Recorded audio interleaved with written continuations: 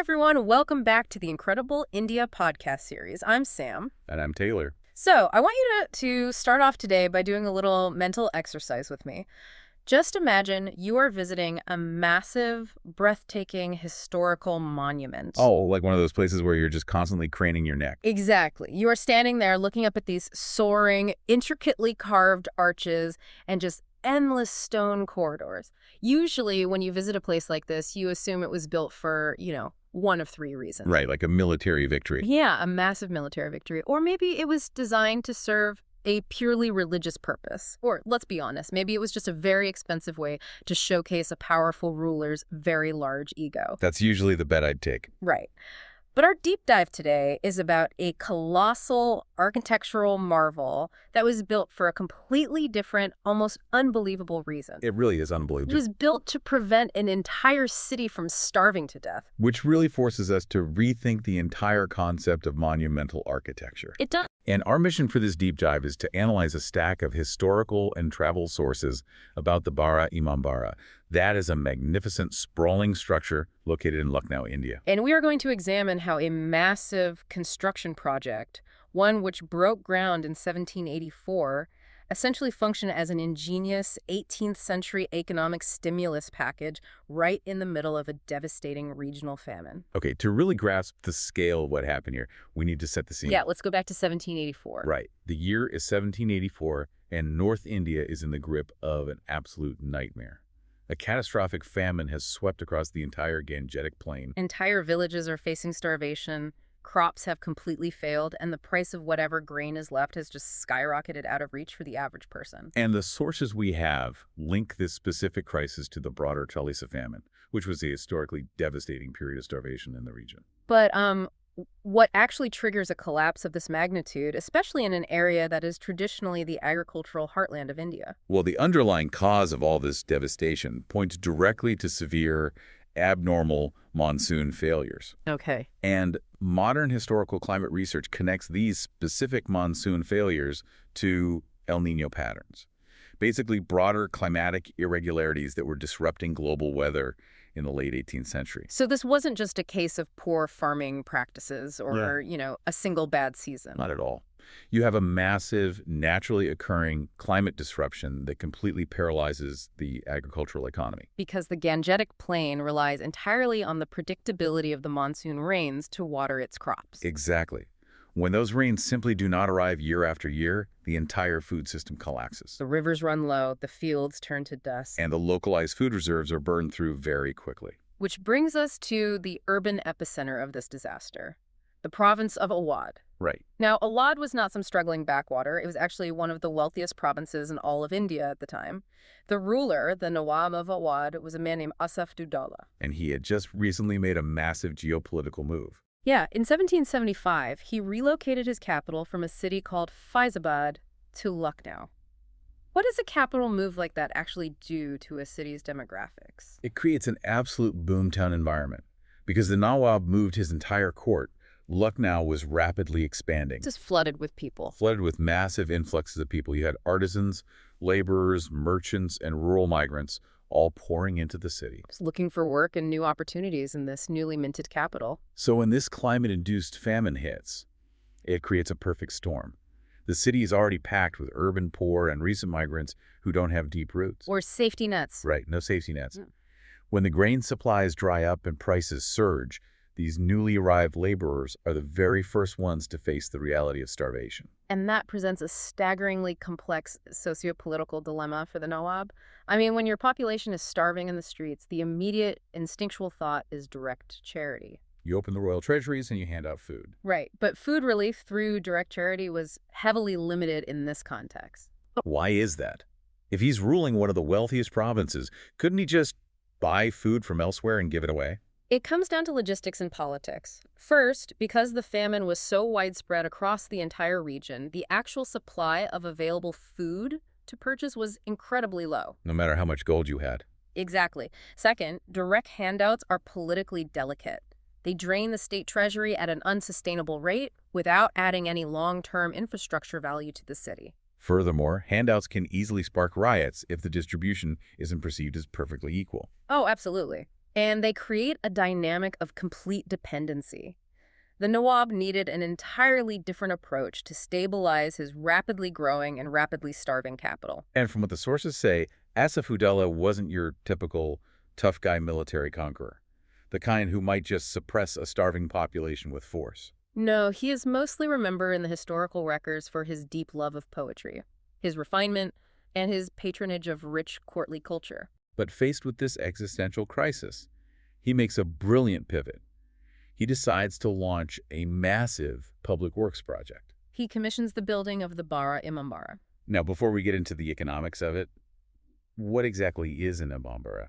Because it's not a mosque, right? That is an important distinction. An imambara is a congregation hall specifically used for Shia Muslim commemorative and religious ceremonies. Particularly during the mourning period of Muharram. Yes, it serves a very specific, deeply religious purpose for the Shia community. So it is a religious building, and people often assume that's the only reason it was built. Yeah. Just another ruler building a grand religious structure. But the sources make it very clear that the real driver, the underlying economic strategy here, was to provide wages instead of handouts. He wanted to hire tens of thousands of starving laborers to build this massive hall.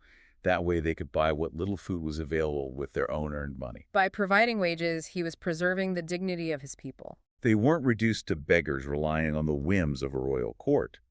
They were active workers earning a living to keep their families alive. And that element of dignity is crucial to understanding how this project functioned on a psychological level for the people of Lucknow. That psychological element is perfectly captured in this incredibly fascinating, widely repeated piece of folklore that comes up in our sources. Oh, the legend of the night shift. Yes.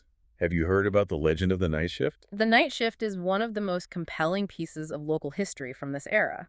According to the stories, the regular laborers, the common people who desperately needed the daily wages, would work all day building the walls and arches of the monument. Then, at night, the aristocrats, noblemen, and the wealthy elite of the city would come in under the cover of darkness. And secretly dismantle portions of what had been built that day. Now, historians certainly debate the literal factual accuracy of this specific detail. Right. Did the wealthy nobles actually sneak out with pickaxes to take down brickwork every single night? It might be embellished folklore. It might be. But the literal truth of it is almost beside the point. Whether it happened exactly like that or not, the fact that this story survived and is still told tells us exactly how the Nawab's core intent was perceived by the population. Because if the building gets finished too quickly, the jobs dry up. Precisely. The goal wasn't just to finish a building as efficiently as possible. The goal was to create sustained, prolonged employment to weather a multi-year famine. If they completed the Imambara in 6 months, the people would just starve in the 7th month. The legend of the night shift perfectly encapsulates this idea of intentionally stretching out the labor to preserve the dignity of earning a wage over a long period. It wasn't about the destination at all. It was literally about the journey of building it to keep the city alive. And this deep sense of gratitude from the public actually birthed an Awadi proverb that emerged directly from this era. The proverb goes, Jisko na damala, usko de Asaf-ud-Daula. Which translates to, one whom even God does not provide for, Asaf-ud-Daula will. That is a staggering statement of legacy. It really is.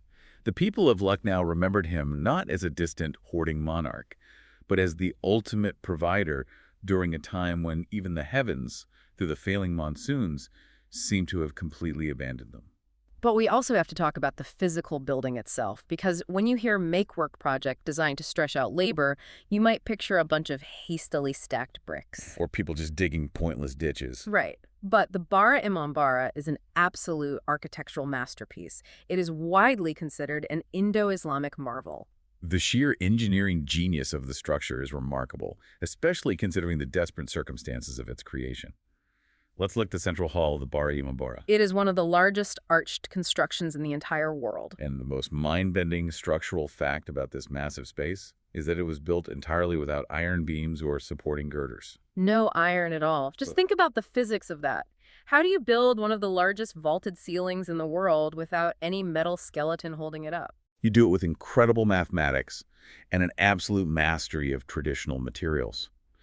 The vaulted ceiling relies purely on interlocking brickwork and lime mortar. Wow. Modern structural analysis of the building confirms that it uses a highly advanced load-bearing system. This system takes the immense weight of that massive ceiling and distributes it outward and downward. Through incredibly thick walls and a complex series of layered arches. Exactly. So instead of a metal frame holding the roof up, the shape of the arches themselves constantly pushes the weight down into the foundations. This is a design technique that was borrowed from classic Persian and Mughal architecture, where arches and domes are used to span large spaces. But the architects in Lucknow executed it on a completely unprecedented, monumental scale. The precision required to ensure that a ceiling of that size doesn't simply collapse under its own weight using only bricks and lime mortar is a testament to the skill of the artisans employed on the project. And the brilliant engineering doesn't stop at the main hall. If you go just above that massive ceiling, you find something called the Bhulbhulaiya. The Bhulbhulaiya. This is a famous, incredibly intricate labyrinth of narrow corridors. It's a literal maze built right into the upper levels of the monument. Which is fascinating. The Bhulbhulaiya is the perfect example of form meeting function in historic architecture. To the naked eye of a visitor, it looks like a playful, ornamental maze. Or perhaps a clever defensive strategy designed to confuse invading armies. Which it certainly was. Right. But its primary underlying structural purpose is entirely mathematical. How does a maze help the structure of a building? All of those hollow corridors, narrow passages, and empty spaces were specifically designed to lighten the structural load of the massive ceiling below it. Oh, I see. If that upper level had been constructed out of solid brick, the sheer dead weight would have been too much for the arches below. And the entire structure would have collapsed. Yes. By turning the upper level into a labyrinth of hollow spaces, the architects literally made the building lighter while maintaining its massive profile.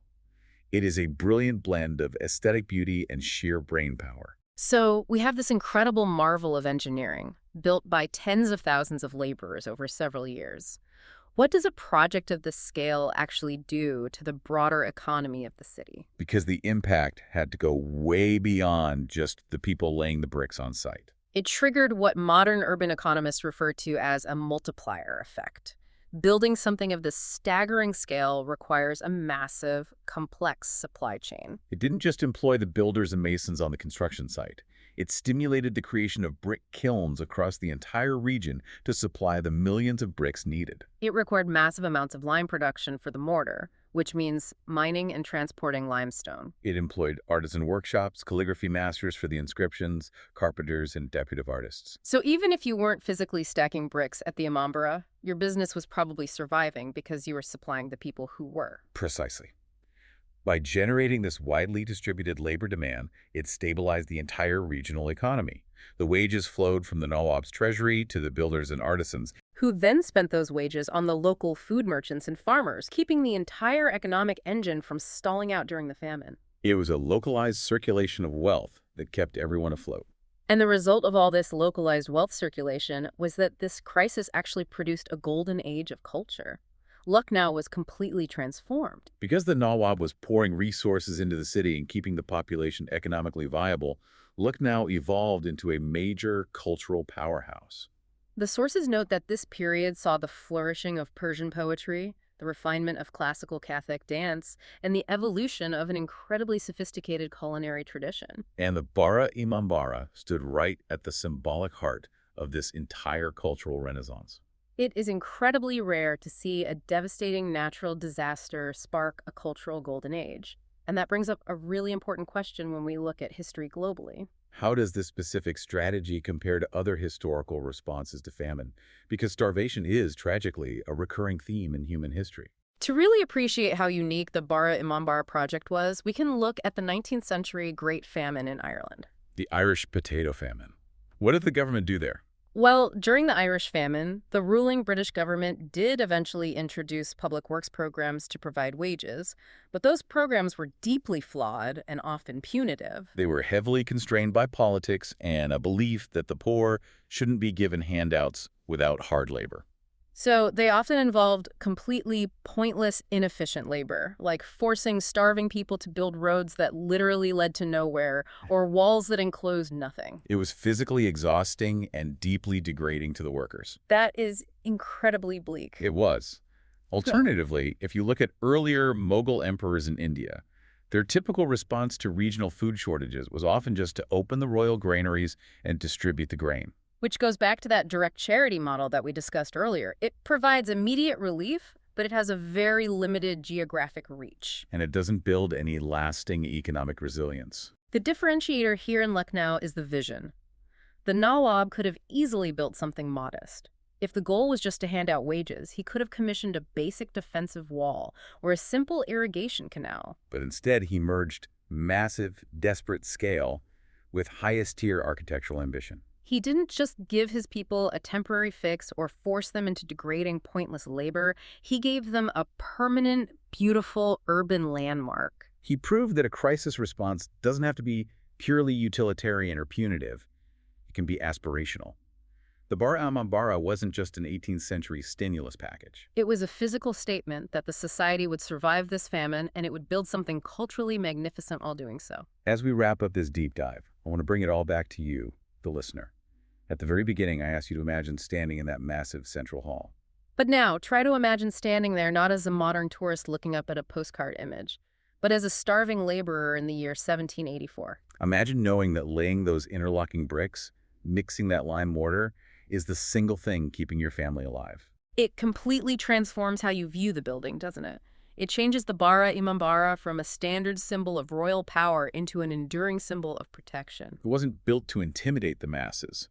It was built to employ them. And that leaves us with a final thought to ponder as we step away from these sources. If an 18th century ruler, facing a catastrophic climate event and a booming urban demographic crisis, could successfully merge emergency economic relief with permanent world-class architectural ambition. Why do our modern crisis interventions so often prioritize temporary utilitarian fixes over building a lasting cultural legacy? It's definitely something to think about. If you decide to travel to India, we have a recommendation. 5 Senses Tours organizes tours across India, which are immersive cultural experiences. You can email contact@fivesensestours.com. Note 5 is written as a numeral in contact@fivesensestours.com, or WhatsApp to +919 845 677 446.